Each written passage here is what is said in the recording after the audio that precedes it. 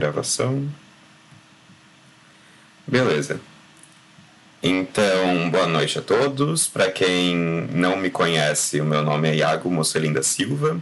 Eu sou estudante do segundo ano do curso técnico em informática do campus Ibirubá do IFRS.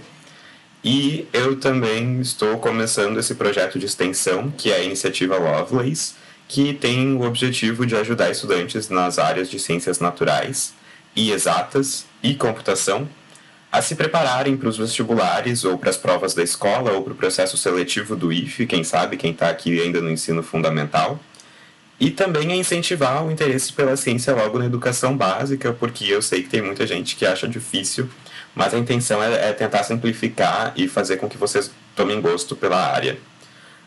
Esse projeto é uma ideia minha, que eu tive faz algum tempo, e a minha professora de biologia, a professora Bianca Zimmermann, também acatou a ideia e agora ela é orientadora, e em breve esse projeto estará oficialmente cadastrado no SIGPROD do IFRS e prevejo bom futuro para o projeto. Bom, o projeto então a iniciativa Lovelace vai ajudar vocês em biologia, química, física, matemática, computação. Não vai ser tudo ao mesmo tempo, porque até o momento só temos um voluntário, que sou eu, então não consigo dar aula de todas essas matérias juntas. Por isso, nós vamos ter no máximo 2 matérias ao mesmo tempo. Esse curso de Fundamentos de Biologia ficou dividido em 6 semanas, e vocês vão ver que os outros também, por coincidência, acabaram ficando em 6 semanas. E no Fundamentos de Biologia nós temos aulas síncronas na segunda-feira e na terça-feira às 19 horas, e uma monitoria ou um atendimento na quarta-feira às 2 da tarde, para quem ficou com alguma dúvida sobre o conteúdo, ficou com alguma dúvida sobre uma questão da lista de exercícios, quer que explique de novo, pode vir aqui. E na quarta-feira, às 19 horas, a gente faz... Tem alguém chegando agora atrasado? Oi, Nicole, tudo bem? Então, estava explicando como funciona o curso. A gente tem aulas síncronas segunda e terça-feira às 19 horas, atendimento na quarta-feira às 14 horas, e na quarta-feira às 19 horas a gente vai também estar aqui para falar sobre algum assunto que se relaciona com o conteúdo da semana. É como se fosse uma espécie de leitura complementar, sabe? Essa semana a gente tem aula hoje de bioquímica e amanhã de membrana plasmática, então a gente está vivendo também numa pandemia, por isso que o assunto de quarta-feira vai ser bioquímica do coronavírus, né? Que daí a gente pode estudar como funciona a infecção de um vírus numa célula humana. Mas enfim, é a primeira vez que eu estou fazendo isso, então desculpa se alguma coisa ficar meio off. Estou um pouco nervoso também, minha primeira experiência lecionando. E se vocês tiverem alguma dúvida durante a aula, podem abrir o microfone e falar em cima de mim, não tem problema algum. Tá? A intenção é que isso aqui fique mais descontraído mesmo, porque eu não sou professor, né? Vamos lá. Começando com bioquímica. Hoje a gente vai tratar de águas, carboidratos, lipídios, proteínas, enzimas, sais minerais, vitaminas e ácidos nucleicos. Jesus amado. Alguém aqui já teve aula de bioquímica? Mandei no chat, por favor, não deixe no vácuo. Não, só biologia mesmo. Também não. Já, a Júlia disse, a Júlia teve no primeiro ano com a prof. Bianca. O Rafa ainda não. Laura, Leonardo e Júlia, desculpa, eu não conheço vocês. Vocês estão no ensino médio ou vocês estão no ensino fundamental ainda? Eu e o Léo, a gente tá no nono ano. Tá, no nono ano. A gente não costuma ver isso no Posso ensino. fazer mais uma pergunta? Pode, sim. Tá gravando a aula? Sim. Porque geralmente é que aparece ali em cima, às vezes, tá? Quando tá gravando e no meu não tá aparecendo. Eu ia pedir Não. É que eu não tô gravando pelo Google Meet, eu não tenho uma conta institucional, então eu não tenho o recurso de gravar diretamente aqui, então eu tô usando um software que é o OBS. Bom, vamos lá. Então temos algumas pessoas que já tiveram bioquímica, algumas pessoas que nunca tiveram bioquímica. Alguns eu sei que tiveram química, outros nunca tiveram. Tudo bom, meu cursor desapareceu, que delícia. A bioquímica é a área da biologia que vai estudar a química dos seres vivos. Nossa, parabéns. Em química, a gente costuma estudar substâncias que não são vivas. A gente vai estudar, sei lá, um sal mineral, a gente vai estudar um álcool, a gente vai estudar um metano. Essas coisas não são vivas. Na bioquímica, a gente vai estudar como que essas substâncias químicas se relacionam nos seres vivos. É a química da vida. A gente vai fazer um estudo a nível molecular também. Quando a gente fala de bioquímica, os principais elementos que vão aparecer são esses do complexo CHOMPS, que a gente chama de CHOMPS ou CHOMPS. Alguém pode abrir o microfone e dizer quais são esses átomos? Que elementos que são esses?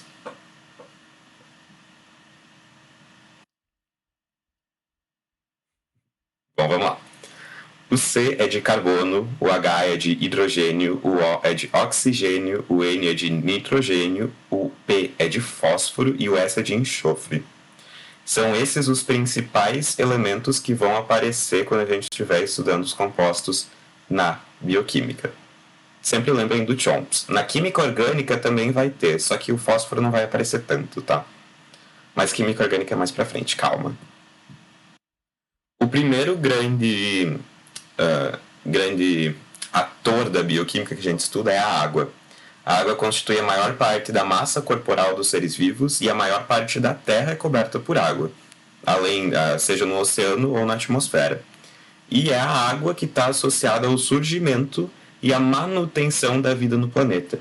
Se eu não me engano, amanhã a gente vai ver brevemente as teorias de Oparin e Haldane sobre o surgimento da vida, e vocês vão ver que a vida surgiu na água. Sem ela não seria possível iniciar a vida e que a vida continuasse existindo. A molécula da água é H2O, então para cada átomo de oxigênio tem 2 átomos de hidrogênio. Ela é polar, suas extremidades têm cargas de eletronegatividade diferentes. O que acontece? Nós temos o oxigênio, que ele tem a eletronegatividade dele de 3,4, 3,5, tá? Por aí. E o hidrogênio, ele tem a eletronegatividade de 2,5.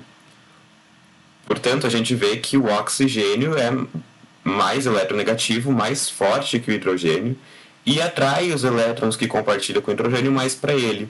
O que faz que eu tenha essa molécula aqui com maior concentração de elétrons nessa parte do oxigênio, e como elétrons são partículas negativamente carregadas, essa parte da molécula é mais negativa, enquanto as partes que têm hidrogênios são positivas. Alguém está chegando atrasado. Bom. Oi, Bruna, tudo bem? A gente está começando aqui molécula da água. Oi, Iago. Então, o pessoal está comemorando a eleição ainda. Bom, como eu ia dizendo, por ter essa diferença, eu tenho uma parte negativa e ter uma parte da molécula que é positiva, a gente diz que ela é polar. Tem uma parte negativa e outra parte positiva. E essa polaridade da água ela vai ser muito importante em diversas características da água que a gente vai ver mais para frente. Os átomos de hidrogênio de uma molécula se atraem aos de oxigênio de outras, formando as ligações ou pontes de hidrogênio que são bastante fortes. Vocês podem ver aqui, né, o em cinza, que é o hidrogênio positivo se atraindo com o oxigênio de outra molécula em vermelho, que é negativo, né, cargas opostas se atraem. A gente tem a primeira característica da água, que é a tensão superficial, a coesão das moléculas da superfície que se unem mais fortemente as de baixo do que as do ar, formam um filme, uma película no topo do líquido. Né? Então, as que estão embaixo estão se atraindo e as que estão mais em cima se atraem só com as de baixo e não tem com o que se atrair em cima, né? Porque é ar. Por isso se forma essa coesão um pouco mais forte que dá uma película, um filme em cima da água, que alguns insetos conseguem andar por cima da água, folhas conseguem ficar em cima da água sem cair. Não só insetos, alguns animais maiorzinhos também. E é a tensão superficial que dá a forma de gotas e pingos d'água. E ela também é responsável por outra característica da água, que é a capilaridade. A água pode passar por canais capilares, que são canais muito finos, muito, muito fininhos, porque pela tensão superficial ela se atrai às paredes desses capilares. A capilaridade é importante porque é ela que faz o nosso sangue chegar a todas as partes do nosso corpo, né? O sangue é 70%, 90% água.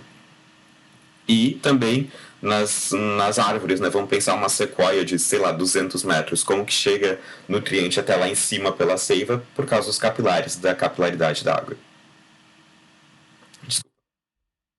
Como eu falei, não é só insetinho que anda em cima da água. Esse é o basiliscos, ou lagarto basilisco, que consegue andar em cima da água, e ele também ficou apelidado de Lagarto Jesus Cristo por conseguir fazer isso. A água também tem um alto calor específico. O que isso significa? Para eu conseguir esquentar 1 grama de água em 1 grau Celsius ou esfriar, é preciso muita energia. Eu preciso de muita energia para mudar a temperatura da água. Tem mais alguém chegando? Olá! Bom, como eu preciso de muita energia para mudar a temperatura da água, é porque essas fortes ligações de hidrogênio precisam de muita energia para serem quebradas. Então eu vou dar muita energia para a água para quebrar essas ligações, para depois conseguir mudar a temperatura dela e ela se tornar vapor. Por ter também esse alto calor específico, esse calor de vaporização, a água consome muito calor das superfícies que ela tem em contato quando ela vai vaporizar, e assim as superfícies esfriam, se resfriam. Por isso que a água controla a temperatura do nosso corpo, né? A gente sua e quando a gente está fazendo atividade física muito intensa, a gente está no calor, nosso corpo aumenta a temperatura, a gente começa a suar, essa água, esse suor que sai, ele evapora porque tá quente, e ele acaba consumindo o calor dessa superfície da pele, e é por isso que a gente fica gelado, por isso que a gente não pega fogo também, né? Porque se a gente tivesse uma temperatura muito grande no nosso corpo, ia ser prejudicial ao organismo. Além disso, outra propriedade muito importante da água é que ela é um solvente universal. Por a molécula de água ser polar, ter uma parte positiva e uma parte negativa, ela é capaz de dissolver muitas substâncias, né? A parte positiva envolve a parte negativa de outra substância e vice-versa. E daí a gente tem hidrofilia e hidrofobia. Hidrofilia é quando as moléculas de água tendem a se unir às outras moléculas polares e assim dissolvem. Então, polar dissolve polar. E hidrofobia é quando a água não se adere a moléculas apolares e então não as dissolve, né? Um polar dissolve polar, apolar dissolve apolar. Um polar não pode dissolver um apolar. É por isso que água e óleo não se misturam, né? Não é só pela densidade. O que a densidade afeta é quem fica em cima e quem fica embaixo na mistura. Mas é porque o óleo ele é apolar, então ele não consegue ser dissolvido pela água. A água compõe 95% do sangue e é responsável por dissolver e transportar os nutrientes pelo corpo, né? Então aí uma aplicação da solubilidade. E todas as reações químicas celulares acontecem em meio líquido. Essas reações, elas podem ser de síntese ou de quebra por hidrólise. Como que funciona? As de síntese, elas formam ligações e liberam água. A quebra por hidrólise, ela vai quebrar ligações pela adição de água. Então eu tenho, por exemplo, dois monômeros, dois compostos, e cada um deles tem uma hidroxila. Uma hidroxila é um OH, tá bom? Eu vou juntar esses dois e vai sair H2O. Então essas reações de síntese, eu estou juntando, eu estou formando ligações, vão liberar água. Ao contrário de quando eu tenho esses monômeros já juntos e eu quero separar eles, então eu vou adicionar água e as ligações vão ser quebradas. Ambas essas reações, síntese ou quebra por hidrólise, muitas vezes necessitam de energia para ocorrer. Pessoal, vocês entenderam até aqui? Porque isso era para água. Por mim, tranquilo, Iago. Pra mim também. Aqui também. Só uma dúvida, o conteúdo vai ficar disponível para nós depois ou é só na aula? Sim, o pessoal do NEAD ainda não criou, mas quando eles criarem as disciplinas no Moodle, vocês vão poder acessar lá, vai ter a gravação da aula, os slides, as leituras complementares, enfim, o Moodle vai ficar bem organizadinho. A lista de exercícios que vai ser disponibilizada para cada conteúdo, acho que a lista de bioquímica tem uns 15 exercícios de vestibular, Enem. Só que o NEAD ainda não criou. Eu acho que vai ser feito hoje ou amanhã ainda. Preciso falar com a prof. Andrenísia. E daí eu já mando a senha para vocês entrarem. Ok. Pessoal, vou passar para carboidratos então, tá? Quando a gente fala de bioquímica, vocês viram lá os tópicos elencados, parece até que a gente está falando de nutrição, né? Desculpa, alguém ia falar? Não, eu ia falar que... Ok, então. Tá, a gente tem os carboidratos. E vocês vão ver muitas coisas aqui que vão se ligar a conteúdos que vocês viram em nutrição ou coisas que vocês sabem porque fazem acompanhamento com nutricionista ou já ouviram alguma coisa, enfim. Aqui é relacionado à alimentação, né? Bom, os carboidratos, eles são uma fonte de energia imediata para o corpo. Tá? Eles são fonte de carbono para formar novas moléculas. Eles também são conhecidos como açúcares, glicídios ou hidratos de carbono, mas carboidratos ou açúcares são a principal nome desses compostos, tá? Lembrem que carboidratos é fonte de energia imediata. A gente tem lipídios mais pra frente que são armazenamento de energia. Carboidratos é energia na hora. A gente encontra carboidratos principalmente em farináceos, arroz, batata, milho, açúcar ou mel. Na massa, por exemplo, carboidrato. Os carboidratos, eles têm alguns tipos conforme a composição deles. Os monossacarídeos são carboidratos mais simples e às vezes os mais perigosos para a saúde, se for parar para analisar, que eles são compostos de uma única unidade. Fórmula geral de CH2ON. O que isso significa para quem não está acostumado a ver uma fórmula assim? Que para cada carbono eu vou ter 2 hidrogênios e 1 oxigênio. E isso eu vou ver nos tipos de monossacarídeos que eu tenho, que eles são classificados de acordo com a quantidade de átomos de carbono que possuem. Então vão ter as trioses, que são 3 carbonos, as tetroses, que são 4 carbonos, e aqui a gente tem os mais importantes, que são as pentoses, 5 carbonos, como a ribose e a desoxirribose, que são açúcares que fazem parte do esqueleto do DNA e do RNA. Ou as hexoses, que são, ou exoses, depende de como você quiser falar, que são 6 átomos de carbono. E aqui a gente tem a frutose, a galactose e a glicose, tá? Esses são os 3 mais importantes. Aí a gente tem os disacarídeos, que são quando 2 monossacarídeos se ligam através de uma ligação glicosídica. Então a gente pode ver que essa aqui é uma reação de síntese, que libera água. Tá vendo? Eu tenho essa pontinha aqui que tem um H, uma hidroxila, e essa pontinha aqui do meu outro que tem um H, um hidrogênio e uma hidroxila, né? Então, é como se eu pegasse uma hidroxila daqui, então eu tenho OH e mais um H daqui, então já fica H2O, sai água. E esse HOH faz a ligação glicosídica entre monossacarídeos. Alguns exemplos de disacarídeos são a sacarose, que é glicose mais frutose, a lactose, que é glicose mais galactose, e a maltose, que é a glicose mais glicose.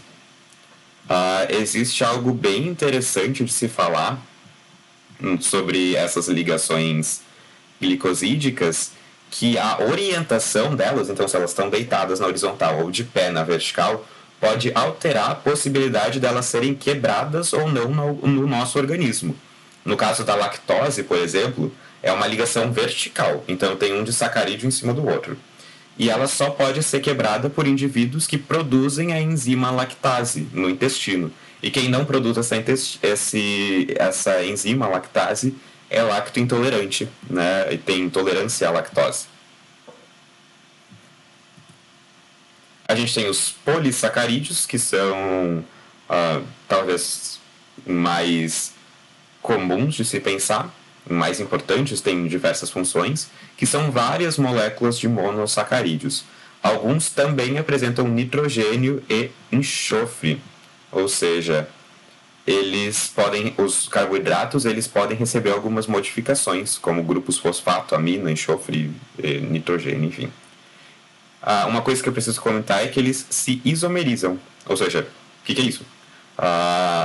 Carboidratos têm a mesma fórmula molecular, mas eles mudam seu formato, tá? Tem a mesma quantidade de carbonos, mesma quantidade de hidrogênios e de oxigênios, mas o formato é diferente.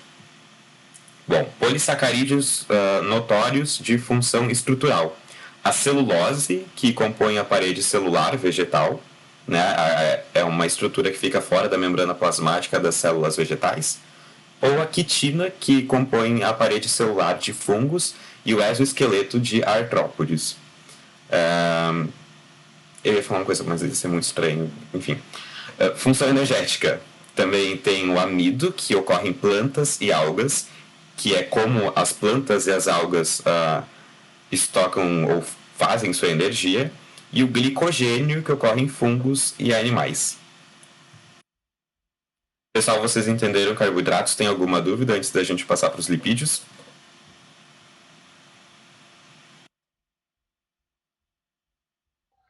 Da minha parte não, Iago. Ok. Certo, então ok, vamos passar para os lipídios. Como eu disse, os lipídios são reserva de energia, mas eles também têm função estrutural, ou seja, eles vão compor partes do nosso organismo, das células, eles também impermeabilizam e eles têm função fisiológica, ou seja, eles vão atuar na regulação das atividades do nosso corpo. Além de proteção térmica, né, eles isolam o corpo para diminuir a perda de calor, perda de temperatura, e mecânica contra um choque, por exemplo, uma batida. Eles são solúveis apenas em compostos orgânicos, ou seja, lipídios são hidrofóbicos, eles não são solúveis em água. E alguns exemplos de lipídios são óleos oleaginosas, que são lipídios bons, azeite, laticínios, salmão, carnes vermelhas e também esse monte de coisa gordurenta que a gente adora comer. Bom, a gente tem um tipo de lipídios que são os carotenoides, que eles dão pigmento em plantas e certas algas, vão do amarelo ao vermelho. Eles têm ação antioxidante e anticancerígena. Eles são importantes na alimentação humana, principalmente os carotenos, que são laranjas, que eles são precursores da vitamina A, né? Que a vitamina A ela é o retinol que sintetiza pigmentos da retina, e a deficiência de retinol no organismo pode causar problemas dermatológicos na pele ou de visão, né? Acho que todo mundo aqui já ouviu alguém falar que cenoura faz bem para os olhos, né? Por causa do beta-caroteno, ou alfa-caroteno, acho que é beta-caroteno. Por causa do lipídio, do tipo de lipídio caroteno que tem na cenoura. As xantofilas, ou xantofilas, são outro grupo de carotenoides, mas eles são mais amarelos. Glicerídeos são as gorduras e os óleos, e eles são a união de uma molécula de ácido graxo. Deixa eu pegar aqui o apontador. Um ácido graxo, ou aqui está escrito um ácido gordo, com um glicerol, ou um álcool, ok? Isso aqui é um álcool, isso aqui é um ácido graxo, tá? Só que a gente vai ter os triglicerídeos, né? Os famosos triglicerídeos que fazem muito mal para a saúde humana, conforme for a sua contagem, né? Talvez alguém já tenha feito um exame de sangue para ver como estava a contagem de triglicerídeos no sangue. Aqui a gente vai ter, então, 3 ácidos graxos com um glicerol, formando um triglicerídeo. Os glicerídeos são a reserva energética, a forma de estocar energia mais eficiente que os seres vivos encontraram. Deixa eu ver, eu acho que eu tinha uma anotação para comentar sobre isso. Eles podem ser modificados pela substituição de um ácido graxo. Como assim? Então, ao invés de ter, 3 ácidos graxos, eu não vou mais ter um triglicerídeo.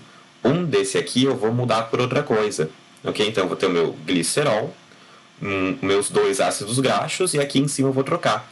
Por exemplo, por um grupo fosfato, e aí eu vou ter os famosos fosfolipídios, que além do ácido graxo e um álcool, glicerol, eles estão associados a uma molécula de fosfato. Esses fosfolipídios, eles têm, como a gente divide a cabeça e as caudas, ou a cauda, melhor dizendo. A cabeça de fosfato é polar. Por ser polar, isso significa que ela é hidrofílica, ou seja, que ela se dissolve em água. E as caudas de ácido graxo são hidrofóbicas, são apolares, elas não se dissolvem em água. Portanto, se a gente colocar um monte de fosfolipídios numa bacia d'água, por exemplo, uma bacia d'água, enfim, provavelmente você não ia ver. Eles iam se dispor de certas formas naturalmente, formando um lipossoma ou uma micela ou uma bicamada lipídica. Aqui, vamos imaginar que tem água aqui fora, e essa parte branca é a cabeça hidrofílica, que tem afinidade com água. Então, a cabeça fica virada para a água, enquanto as caudas, elas ficam juntas. Ou seja, tem água aqui fora, tem água aqui dentro, aqui que tem as caudas não tem água. Ou uma micela, que não tem essa parte de dentro. Ou uma parte muito importante, que é a bicamada fosfolipídica. Essa bicamada fosfolipídica é a estrutura das nossas membranas plasmáticas. As membranas celulares são assim. Elas são compostas de fosfolipídios dispostos assim, nessa camada dupla. E a gente vai estudar membrana plasmática amanhã. Mas a gente tem que saber que essa afinidade, essa repulsão que um fosfolipídio tem por água, ela é importante porque ela forma as nossas membranas celulares. Só que na membrana plasmática vão ter proteínas, vão ter outras coisas também. Existem as ceras. Oi. Desculpa te interromper, mas ali quando tu falou dos beta-carotenos, né?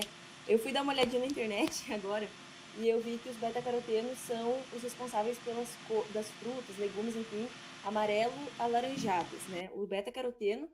E eu olhei também que a cor vermelha do tomate é o responsável é o licopeno. Só para complementar ali que eu procurei na internet agora. O licopeno é um caroteno ou é uma xantofila? Não lembro. Que diz que é um caroteno. Então tá bom. Essa questão de diferenciar xantofila e caroteno é meio difícil. Pensem que os carotenos são os mais abundantes, tá? E os mais importantes. Obrigado, Bruna. A gente tem também nos lipídios as ceras, ou os cerídeos, e eles impermeabilizam superfícies de folhas, frutas, pétalas e penas para reduzir a evaporação e a perda de água. Vocês já pararam para reparar que um pato, quando sai da água, ele não está encharcado? Até porque se ele tivesse encharcado, ele não ia conseguir flutuar na água, né? Ele ia afundar. Bom, esses animais aquáticos, eles têm uma glândula uropígea, que é mais perto da cauda. As aves também têm aqui embaixo das asas. Nossa, quase esqueci a palavra. E essa glândula secreta uma cera, um cerídeo, que esses animais pegam com o bico e começam a espalhar pelo corpo, impermeabilizando o corpo dele, as penas, para que eles não percam água, para que eles não se encharquem também. E também para lubrificar o bico. Aqui do lado a gente tem uma baleia cachalote. A baleia cachalote, ela tem uma cabeça muito grande e a maior parte disso aqui é causada por um armazenamento, um reservatório de espermacete. Espermacete é porque, quando descobriram essa baleia, acharam que o que ela liberava era o esperma da baleia, mas não é, tá? É uma cera que ela é utilizada pela baleia para afundar ou acender dentro da água. Então ela congela essa cera para que ela consiga afundar, e quando ela quer levantar, ela consome o oxigênio que ela tinha armazenado, e esse calor esquenta e derrete esse espermacete e ela consegue acender mais facilmente. Por último, nos lipídios, que são um grupo bem grandinho, a gente tem os esteroides, que é um grupo muito complexo de função estrutural ou hormonal, como os hormônios sexuais são esteroides. Estrogênio, testosterona, progesterona, por aí vai. Eles têm como uma estrutura comum, que tem como precursor o colesterol. O colesterol ele é essencial para a formação de todas as membranas, mas em excesso ele é nocivo, causando doenças que a gente já vai discutir. A maior parte do colesterol que a gente tem no corpo é sintetizada pelo fígado, mas a gente também ingere um pouco pela dieta, ok? O colesterol é um lipídio e ele não se dissolve em água, por isso que na corrente sanguínea ele depende de outras substâncias que vão transportar ele, que são lipoproteínas de alta ou baixa densidade, que a gente chama de colesterol bom ou colesterol ruim. Primeira coisa, HDL e LDL, apesar de a gente chamar de colesterol bom ou ruim, eles não são colesterol, ok? Colesterol é só um, tá? HDL e LDL são proteínas associadas a lipídios que carregam o colesterol, tá? Mas é uma forma popular de se referir. O HDL, ou High Density Lipoprotein, lipoproteína de alta densidade, ela é considerada o colesterol bom porque ela carrega o colesterol para o fígado, onde ele vai ser degradado e excretado. Então ela passa pela corrente sanguínea e ela se junta a essas placas de colesterol e leva ele para o fígado para que o fígado dê um jeito nesse colesterol. Já o LDL, ou Low Density Lipoprotein, lipoproteína de baixa densidade, é o colesterol ruim, porque ele carrega o colesterol do fígado para os tecidos, para os vasos sanguíneos, e faz acumular nos vasos sanguíneos, formando placas de colesterol que começam a aumentar de tamanho, elas se rompem, elas causam danos nos vasos sanguíneos, elas fazem o sangue coagular e elas entopem as veias ou as artérias, causando a aterosclerose, por exemplo. Ou, dependendo do local a aterosclerose geralmente é nas carótidas, se eu não me engano. Se acontecer no coração, pode levar a um infarto do miocárdio. Se acontecer numa região do encéfalo, pode ser um acidente vascular cerebral. Hemorrágico, que é quando uma artéria se rompe e vaza sangue. Ou isquêmico, que no caso a artéria não se rompe. A gente tem as gorduras saturadas, que são de origem animal e elas geralmente são sólidas em temperatura ambiente. Então, se você pegar uma carne, você vê que tem partes gordas e essas partes gordas da carne são sólidas, né, na temperatura normal. Tem queijo, manteiga, as gorduras da carne, e elas são mais nocivas à saúde humana. As gorduras insaturadas, elas têm origem vegetal e elas são geralmente líquidas em temperatura ambiente, por causa das ligações de carbono que elas fazem, mas isso aí a gente vê em química orgânica, tá? Não precisa se preocupar. Como tipo de gorduras insaturadas, a gente tem os óleos de plantas, e eles reduzem os níveis de LDL, que é a lipoproteína de baixa densidade, ou colesterol ruim, e triglicerídeos, ou seja, ele dá uma ajuda para o nosso sangue a combater o entupimento nas veias. E a gente tem também as gorduras trans, que elas não são naturais, elas são feitas em laboratório por um processo de hidrogenação que solidifica óleos vegetais naturais. Então tem uma gordura insaturada de origem vegetal, que geralmente é ser líquida na temperatura normal, só que por hidrogenação ela vai ficar sólida, e daí eu consumo isso nas comidas, colocam gordura trans em muitas coisas industrializadas. As gorduras trans, elas aumentam os níveis de LDL e reduzem os de HDL. Então, elas aumentam o nível do que é ruim e reduzem os níveis do que é bom. Pessoal, vocês têm alguma dúvida sobre lipídios? Eu sei que esse foi um grupo bastante grande.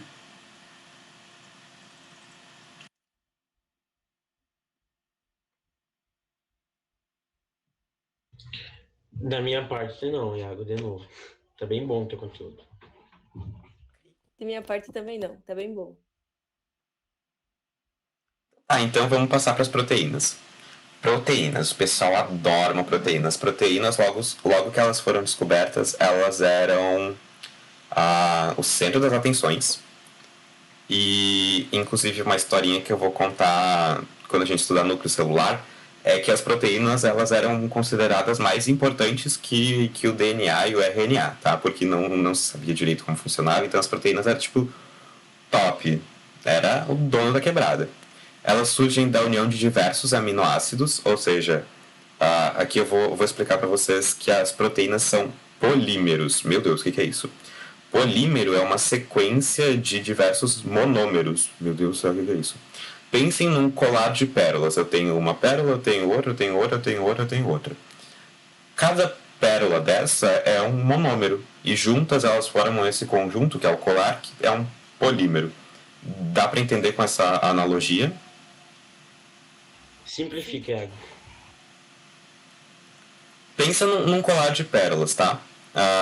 Isso é uma proteína, ok? Cada pérolazinha é um aminoácido. Pegou? Sim. Tá. E daí tem o pessoal na química chama esse conjunto, esse composto que é formado pela repetição de grupinhos parecidos de polímero e cada um desses grupinhos de monômero.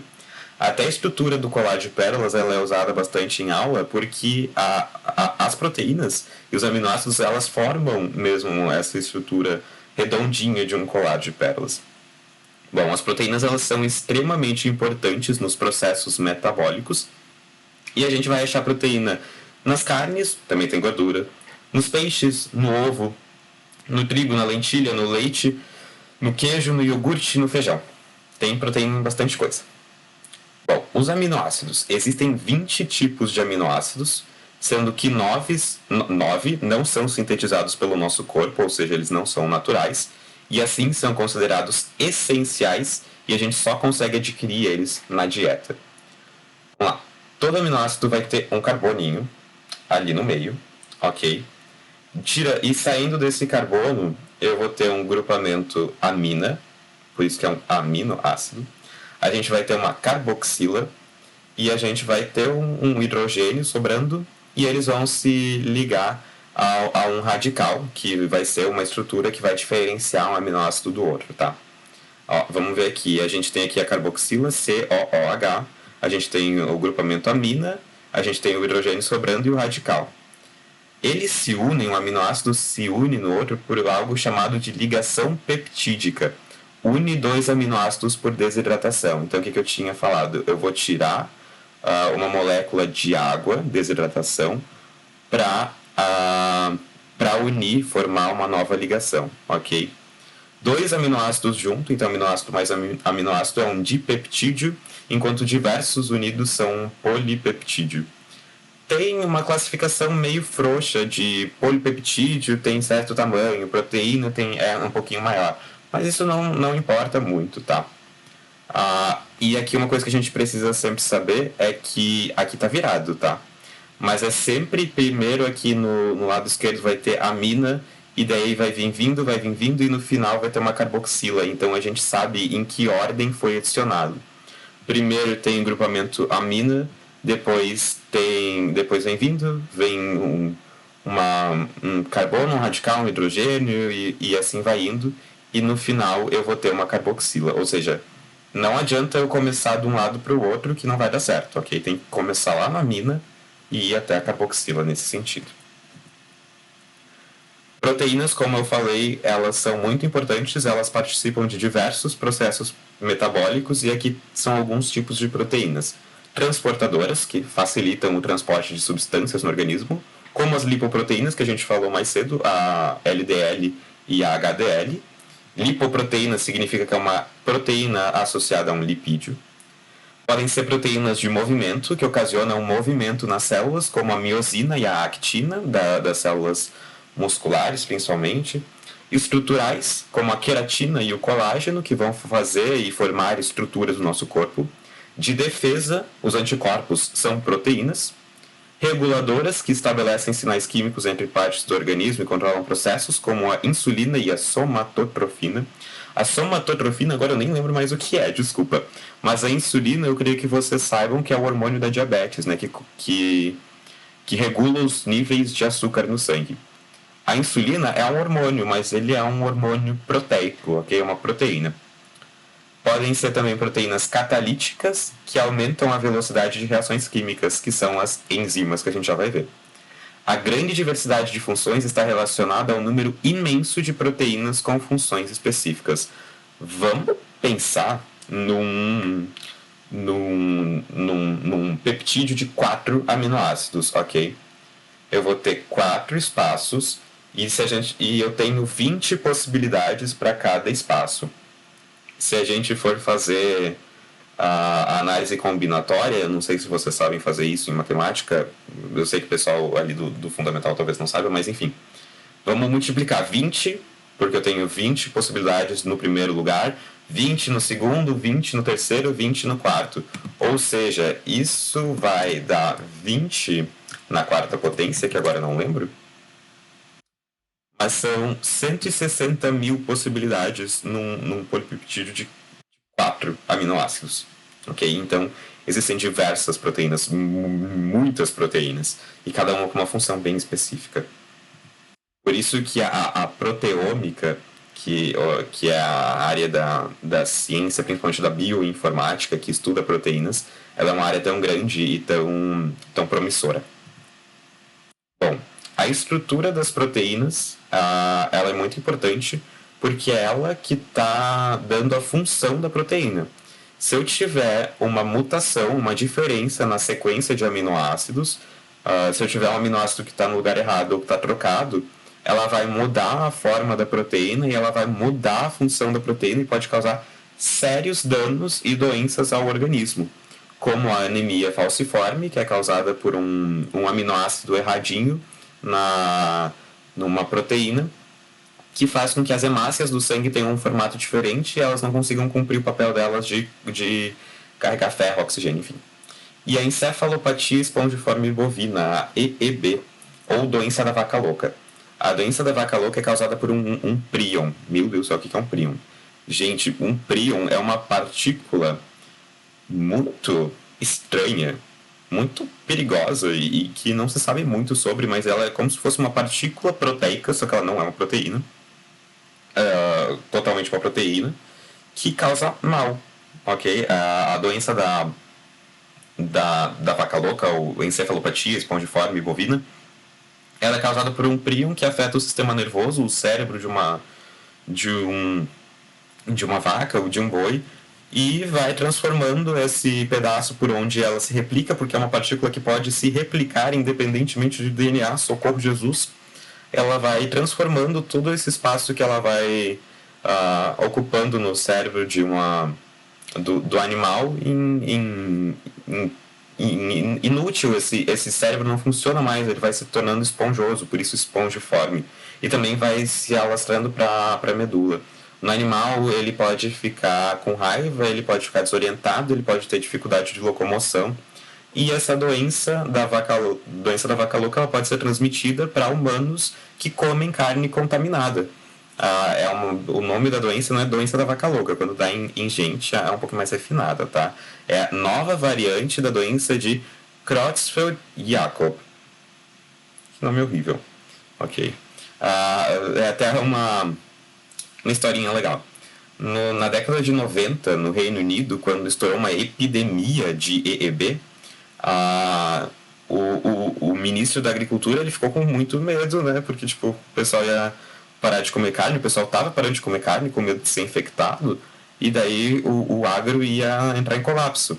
Aí ele chamou a imprensa para comer um hambúrguer e mostrar que a carne era segura. Ele até tentou convencer a filha dele de 4 anos a comer o hambúrguer e ela não quis. Aí também dá para lembrar da última vez, lembra do escândalo que tinha papelão na carne aqui no Brasil, que o Brasil estava exportando, e aí tem a foto do Temer num rodízio comendo a carne, assim, pegando no espeto. O que isso tem a ver com a nossa aula? Muitíssimo pouca coisa, mas é só para dar uma descontraída, tá? Desculpa. Bom, as proteínas podem ser simples, que têm apenas aminoácidos, ou conjugadas, que têm outros componentes, a exemplo das glicoproteínas, que são proteínas com carboidratos, né? Glico, de glicídios, carboidratos, ou as lipoproteínas, proteínas com lipolipídios. Uma elevação de temperatura, alteração de pH, que é o nível de acidez ali no meio que a proteína esteja, ou o uso de solventes e detergentes pode causar a desnaturação da proteína, que perde sua forma e função ficando inativa. Ou seja, essa proteína vai ser desnaturada, ela vai perder a forma e a função dela e ela não funciona mais. Quando a gente cozinha um ovo, o ovo tem proteína, né, a albumina. Essa temperatura que eu estou dando para o ovo, através do fogo que está esquentando, ela vai quebrar as ligações das proteínas e ela vai fazer com que as proteínas mudem sua forma. Por isso que, sei lá, o jeito mais certo e mais proteico de comer ovo é ovo cru. Por isso que o pessoal que faz academia come ovo cru. Coragem, né? Coragem. Que ainda, além do gosto ser ruim, pode pegar uma salmonela, né? É perigoso. Vocês sabem que dá para descozinhar um ovo? Bom, a gente cozinha o ovo, a gente está dando temperatura para que essas ligações entre as proteínas se quebrem e elas se reajustem, tenham outras funções. Agora, se eu colocar esse meu ovo cozido, eu vou quebrar esse meu ovo, eu vou bater esse meu ovo e vou colocar numa solução de água e ureia e eu girar muito rápido, tipo 5.000 rotações por minuto num tubo, ele vai formar um filme assim perto da parede do meu tubinho de ensaio e a proteína vai voltar à sua função original, ao seu formato original por causa da tensão que essa rotação vai causar. Não é uma coisa muito prática, né? Descozinhar um ovo, não sei porque você gostaria de fazer isso, mas pensando que muitos medicamentos são feitos a partir de proteínas, eles são muito caros porque eles precisam desse processo exato para não estragar, né? Bom, tendo essa maneira que foi descoberta de renaturar uma proteína, esse processo de produção de medicamentos pode ficar um pouquinho mais barato ou mais simples. Dei uma viajada agora, né? Mas é bom saber porque vai que um tema se caia no Enem, né? Pedir como se renatura uma proteína do ovo. Acho muito difícil, mas enfim. Pessoal, vocês têm alguma dúvida sobre proteínas antes da gente passar para enzimas? De minha parte não, Iago. Pra mim, não. Só uma ideia, Iago. Próxima vez, tu faz experimento ao vivo descozinhando o ovo. Eu apoio. Isso é bem útil, assim, pra nossa vida. Não, mas é por experiência mesmo. O Iago, do jeito que é, né? Tinha que dar uma... Gente, eu mando pra vocês o vídeo, então, pra vocês verem, mas... É até um vídeo que passou pra gente. Mas se a gente tiver um equipamento que faça rotação lá no laboratório do IFE, quando a gente voltar, eu vou pedir pra ela liberar uma aula pra gente descozinhar um ovo, ok? Por favor, vamos voltar logo para cozinhar um ovo no laboratório do IFE. Vamos, enzimas. Vamos lá, enzimas. As enzimas são proteínas, com exceção das ribozimas, que daí são de RNA, mas enfim. Elas são proteínas que são catalisadores biológicos, elas aumentam a velocidade de reações biológicas sem elevar a temperatura. Se a gente precisasse, basicamente, de temperatura alta para conseguir fazer uma reação funcionar, nós estaríamos muito ferrados, porque o nosso corpo ia estar numa temperatura muito alta, as proteínas do nosso corpo iam desnaturar, a gente ia morrer, porque as nossas proteínas não iam funcionar, o nosso corpo não ia aguentar a temperatura. Graças a Darwin, a gente tem as proteínas enzimáticas. As enzimas, elas aumentam a velocidade, elas iniciam essas reações biológicas sem aumentar a temperatura. Então, obrigado, enzimas, por garantir que o nosso corpo funcione e não superaqueça. Então, elas diminuem a energia de ativação necessária para que ocorra a reação. Antes, elas são muito específicas, tá? E antes a gente falava no modelo chave-fechadura, que era exatamente um substrato, ou seja, uma substância que fosse numa enzima que encaixasse perfeitamente no sítio ativo. Hoje já se fala na teoria do encaixe induzido. A enzima pode sofrer alguma mudança na sua forma tridimensional quando se adere ao substrato. Então, dá para ter uma modificaçãozinha. O bom da enzima é que ela faz a reação dela, então aqui ela faz a reação dela. Ai, que péssimo, foi sem querer. Bom, aqui a enzima, ela tá se juntando com o substrato, que é sucrose, meu Deus, não sei se tem um A. Gente, eu sou uma fraude. Sucrose, então essa enzima provavelmente é uma sucarase. Aqui é uma dica, se o substrato é ose, provavelmente a enzima é ase, tá? É a enzima que vai agir sobre ele. E aqui ela vai dividir essa sucrose em glicose e frutose. E depois que ela terminou a reação, ela volta aqui de bobs para fazer mais uma sem estar comprometida. Então ela faz ali a reação e ela volta para fazer outra da mesma forma. Elas são bem rápidas. E uma enzima, também por ser uma proteína, ela pode ser inativada caso a temperatura ou o pH sejam diferentes do ideal. Enzimas no intestino, por exemplo, no estômago, elas estão mais acostumadas a um pH mais alto, né? A gente tem ácido clorídrico no estômago. Já outras não podem suportar um pH tão alto, por exemplo. Pessoal, alguma dúvida em enzimas? Acho que não, né? Não. Não. Tu explica muito bem, Iago. Parabéns. Obrigado. Bom, ácidos nucleicos. A gente tem o RNA e o DNA. O RNA é o ácido ribonucleico e o DNA é o ácido desoxirribonucleico. Tá RNA e não ARN e tá DNA e não ADN, porque é em inglês, tá? Então é ribonucleic acid, deoxyribonucleic acid, enfim. Obrigado, Estados Unidos, pela hegemonia. Bom, os ácidos nucleicos, eles contêm informação genética dos organismos, com as instruções para síntese de proteínas, divisão celular e hereditariedade. Uma coisa que eu nunca tinha entendido na escola até eu pegar e sentar para estudar muito, né? Porque às vezes tem coisa que entra fácil, né? Tem coisa que tu tem que estudar muito. Enfim, tá bom, DNA, manual de instrução. Como que ele funciona? Tipo, tem um cérebro no DNA. Enfim, coisa de criança, né? De criança do primeiro ano passado.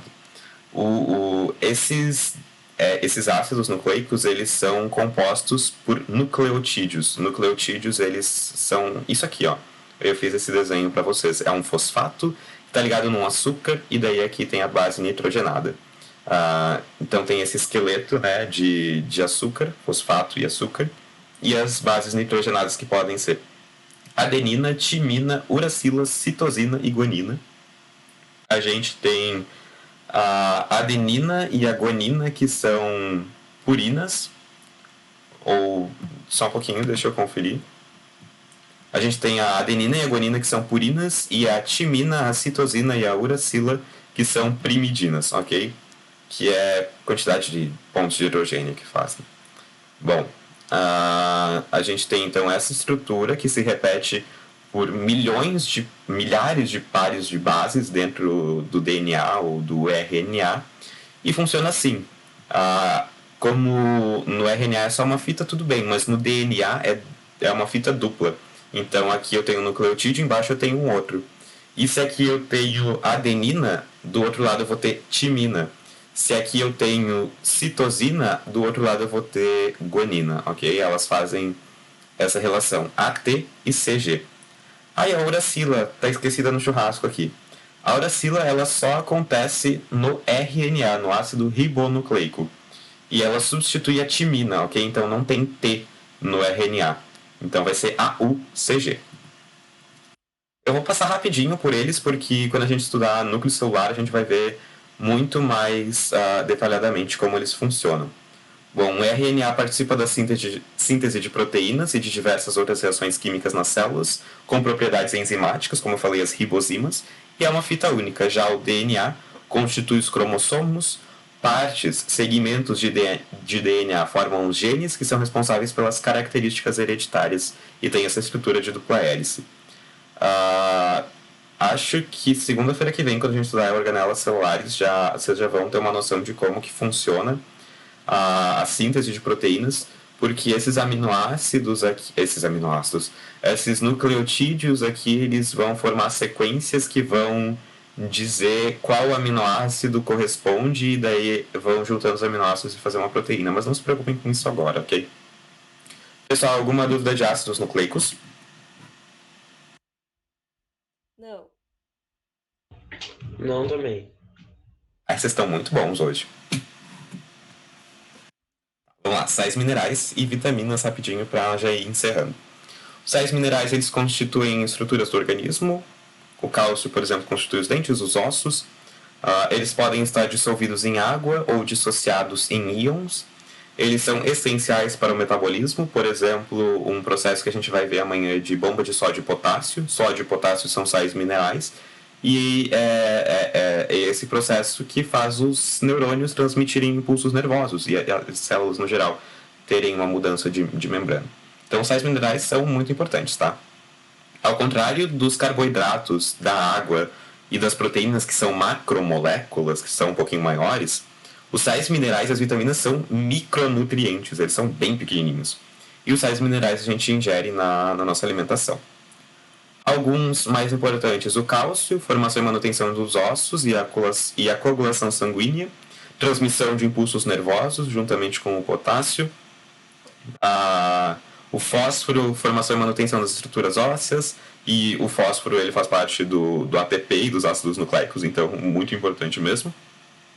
O cloro, que dá equilíbrio hídrico e forma o suco gástrico, né? A gente tem ácido clorídrico no estômago, que vai fazer a digestão de diversas substâncias.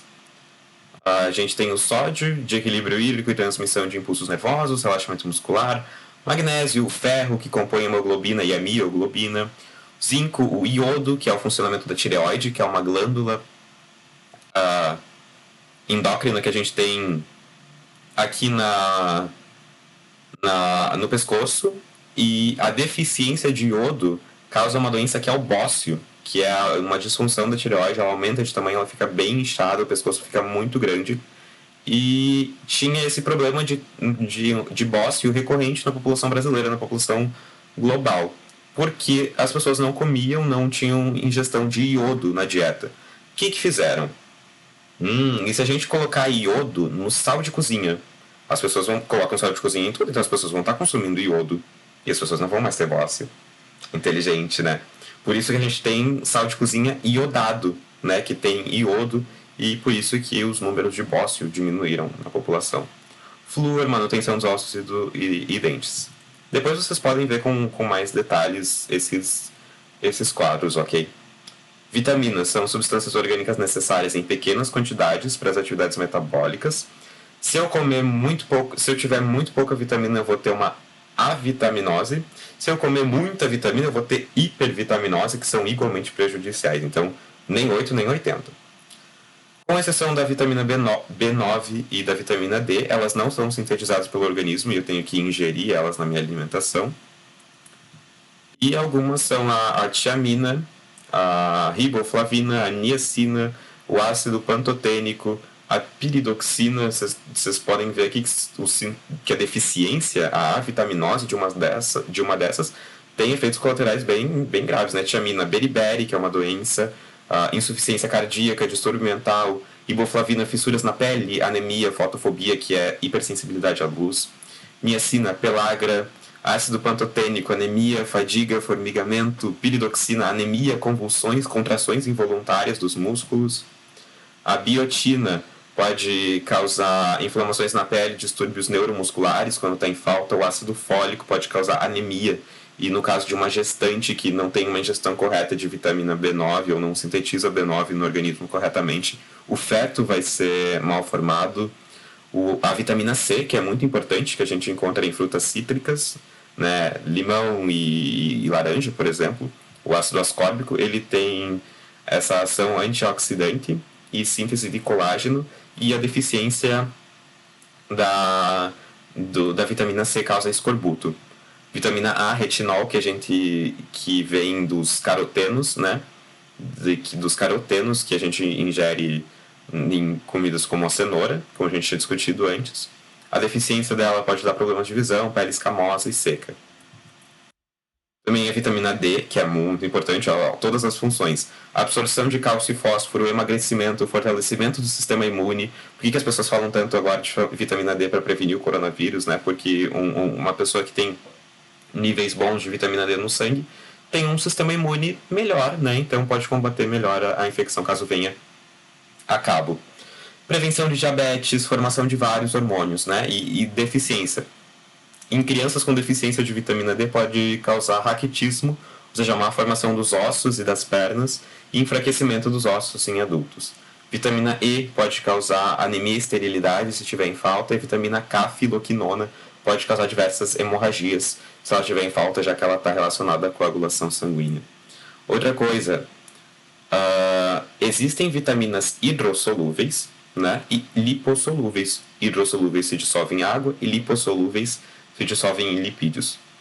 A vitamina C, por exemplo, ela é hidrossolúvel.